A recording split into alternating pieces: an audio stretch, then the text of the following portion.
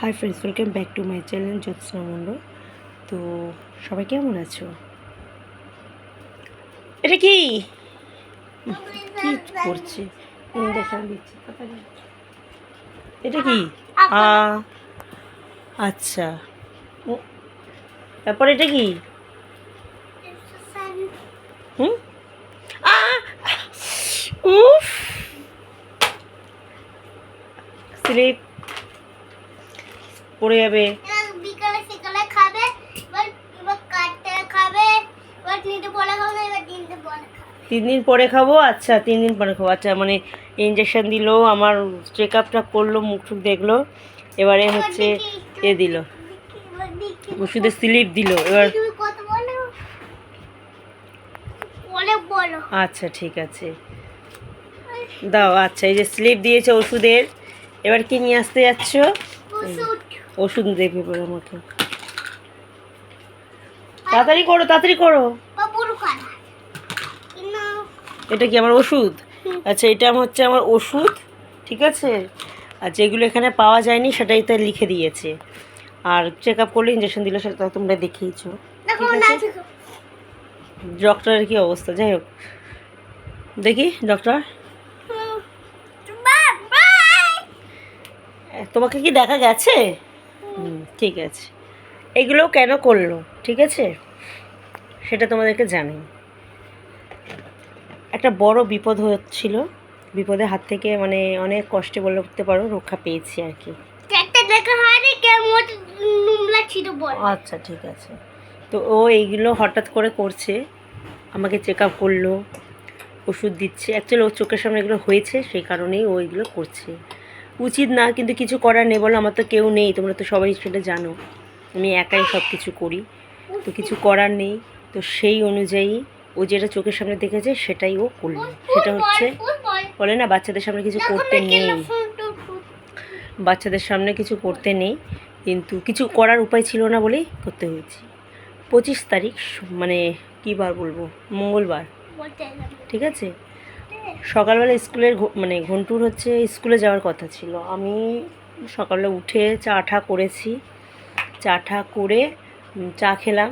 ও বাবা চাটা খেলো, ওর সাথে ওর বাবা এমনি ইয়ার্কি করছে, খেলছিল। তারপরে কমপ্লিট হয়ে গেছে চা খাওয়া। হঠাৎ করে মানে এমন একটা দুর্ঘটনা ঘটে গেছে যে তোমাদেরকে আমি কি বলবো।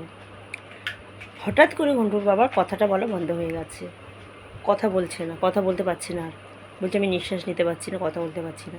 এবার দেখো, আমাদের বাড়িটা না অনেকটা ভিতরে, আমার মাদের বাড়ি থেকে প্রায় আধ ঘন্টা আরও আসতে হবে, তারপরে হচ্ছে আমার বাড়িটা।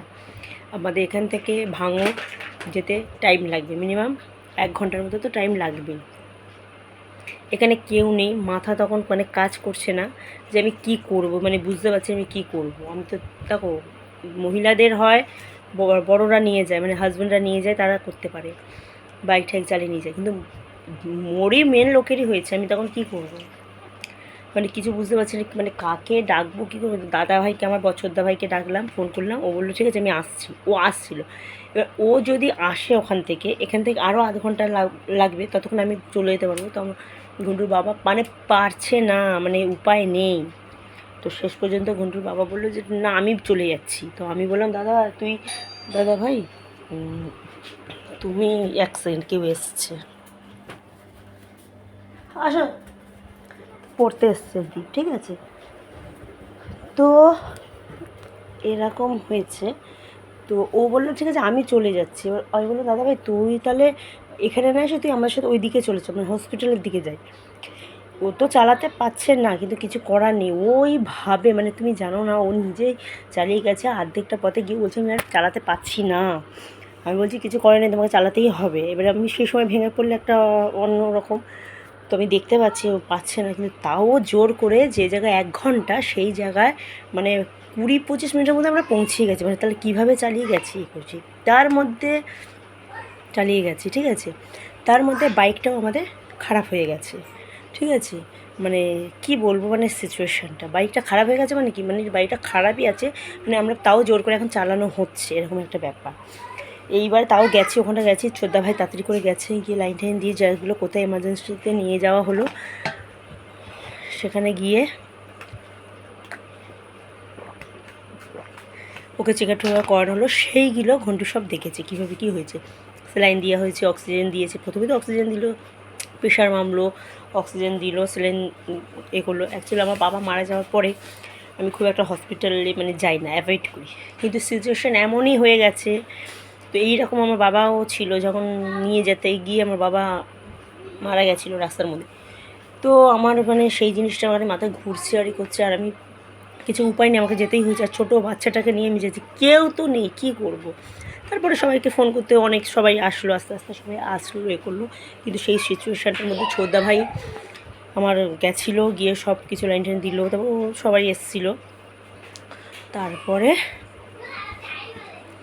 করে ওখানে ওকে রেখে দিল, বললো এখন আন্ডার অবজারভেশনে থাকতে হবে। তো ঠিক আছে, থাকলো, কিছুক্ষণ থাকলো, বসলো। তো ওখান থেকে ওষুধ দিয়েছে, আর ওই একটা স্লিপ দিয়েছিল যে বাকি ওষুধ কিনে নিতে। তো আমাদের বাড়ির মানে সামনের পরে ভাঙুর, তারপরে পিজি। কিন্তু ভাগ্যিস পিজিতে যদি যেতাম, সবাই বলছে পিজিতে যাওনি কেন, যে পিজিতে যাওয়ার মতো আমার সময় ছিল না, মানে এমনই সিচুয়েশন ছিল পিজিতে যাওয়া যাবে না, মানে গেলে মানে একটা দুর্ঘটনা ঘটে যেত। তো সেই কারণে পিজিতে আর গেলাম না, ভাঙড়ে গিয়েছি। গিয়ে এই সমস্ত মানে কি বলবো, যে কী সিচুয়েশানের মধ্যে সেদিনকে হয়েছে মানে জানো না। এবার ওকে সব কিছু দিয়েছে, অনেক কিছু দিয়েছে, নিঃশ্বাস প্রবলেম। ও তো মানে বলছে আমি আর বাড়িই যাবো না, মানে ওর একটা আতঙ্ক হয়ে গেছে যে আমি তো এইভাবে চালিয়ে এসেছি, আমি আর দ্বিতীয়বার যদি চালিয়ে না যাই। তো মাদের বাড়িতে ছিলাম, 3 দিন ছিলাম। কিন্তু দেখো, মাদের বাড়িতে থাকলে তো হবে না, আমার এখানে পড়ানো টড়ানো সব কিছু আছে, আর আমি ঘর ছেড়ে কতদিন কি থাকবো। তো সেই কারণে কালকেই চলে এসেছি। এখন একটু মানে কি বলবো, ও রয়েছে। আর কাজের জায়গা এমনই জায়গা, মানে হসপিটালেও রয়েছে, ফোন করে জিজ্ঞাসা করছে কখন আসবে। পরের দিনে জিজ্ঞাসা করছে কেমন আছো, জিজ্ঞাসা করছে না, বলছে কটার সময় আসবে, কটার সময় আসবে। ও মানে কাজেরও একটা টেনশন আছে, প্রেশার আছে, যে কী করবে না করবো। বলছে হ্যাঁ আমি চলে যাবো 10টার মধ্যে। বলছি তুমি উঠতে পারছো না, বসতে পারছো না, কাজে কীভাবে যাবে। তো তাও গেছে। তাও আমি বলি কি না, শিবরাত্রির দিন মানে ছুটি থাকে সারাদিনই, ওর কাজ আছে, ওকে কাজে ডেকেছে।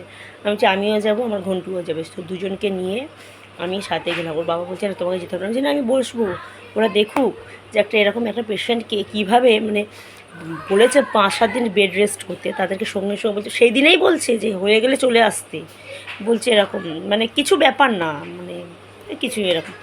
তো ফের গেছি, গিয়ে ওকে আমি সাথে করে নিয়ে গেলাম। তো ফোন করছে কখন আসবে।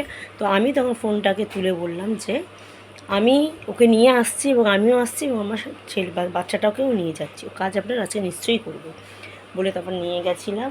তারপর বললো পরের দিনে এই টাইমের মধ্যে আসতে হবে। সবাই বলছে আশপাশের লোকেরা যে এই রকম সিচুয়েশানে তুমি কীভাবে আসলে, কিন্তু কিছু করার নেই না, কাজ তো করতেই হবে, আমরা লোকের কাছে কাজ করি যখন, তো তাদের কথা মতো আমাকে চলতেই হবে। তো তাও গেল বেচারা, কাজে গেছে, এখন কাজে যাচ্ছে। তো সেই কারণেই ও এরকম ইঞ্জেকশান দেওয়া, তারপরে ওই সব করছে, দেখেছে। তো ওর সামনেটা তো হয়েছে, জিনিসগুলো সব কিছু ওর সামনেই হয়েছে। আর কিছু করার নেই, যে ও তো কারো কাছে থাকে না, যে আমি আমার বৌদিগুনির কাছে রেখে দিই চলে যাবো বা কিছু, তো কারো কাছে থাকবে না। তো সেই কারণে ওকে আমাকে সাথে সকালবেলায় হয়েছে, ওকে ঘুমাচ্ছে, ওকে তুলে নিয়ে চলে গেছি। ওকে সবাই আর কি করে তোলা হচ্ছিলো যে ওঠো ওঠো ওঠো। তো সেই ঘুম চোখে যে পড়েছিলাম সেইভাবেই চলে গেছিলাম। তো দেখো, হসপিটালে গিয়ে সেখানে ভিডিও করা, সেখানে বলা, আমার এই জিনিসগুলো পছন্দ হয় না, আমার ভালো লাগে না। তো আমি এতদিন অফ ছিলাম। তো সেই কারণে আজকের কদিন পরে আমি তোমাদেরকে সেটা জানালাম, ঠিক আছে। আমি তোমার ভিডিও করছিলাম, কি ও আমাকে হঠাৎ করে বলছে মা আমি ইঞ্জেকশন দেবো, দেবো। তো সেটাও আমি তোমাদেরকে একটু মানে সেটাই বললাম, যে এই কারণেই চোখে দেখেছে তো বাচ্চা ওরা যেটা দেখবে সেটাই করবে। ও তার মানে আমি এখন বুঝতে পারছি যে ও তার মানে এগুলো অবজার্ভ করেছে। তো ঠিক আছে, এই তোমাদের সাথে জিনিসটা শেয়ার করলাম, মানে খুব বেঁচে গেছি বলতে পারো। মানে কি বলবো, বলছিলাম না কদিন আগেই যে সময়টা ভীষণই খারাপ যাচ্ছে। তো ঠিক আছে, তো সবাই ভালো থেকো, সুস্থ থেকো, ঠিক আছে, টাটা। ও তো বাচ্চা অতটা বোঝে না। হ্যাঁ গাইস, কই তুমি? আচ্ছা, টাটা।